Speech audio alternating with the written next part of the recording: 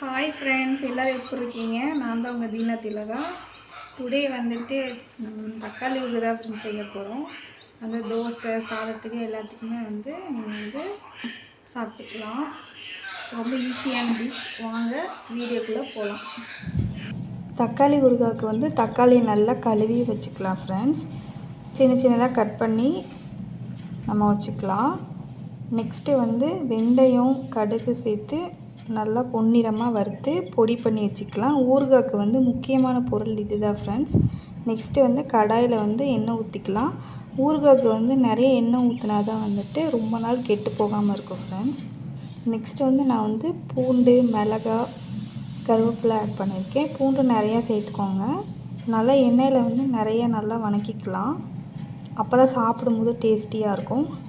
Next நம்ம தக்காளி cut பண்ணி வச்சோம்ல ஃப்ரெண்ட்ஸ், அதை மிக்சியில் நல்லா அரைச்சி பேஸ்ட்டு மாதிரி வச்சுருக்கேன். நெக்ஸ்ட்டு அதை ஆட் பண்ணிக்குவோம்.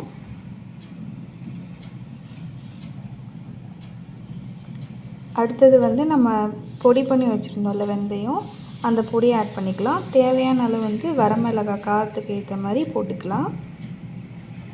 இப்போ அந்த தண்ணியெல்லாம் வற்றி பேஸ்ட்டு கன்சிஸ்டன்சிக்கு வந்ததுக்கப்புறம் நமக்கு ஊறுகாய் ரெடி ஆயிடும். பச்சை வாசனை எல்லாம் போய் பாருங்கள் எவ்வளோ சூப்பராக இருக்குதுன்னு. நான் தோசைக்கு இதை சாப்பிட போகிறேன். இப்போ பாருங்கள் எவ்வளோ கெட்டியாக சூப்பராக இருக்குன்ட்டு.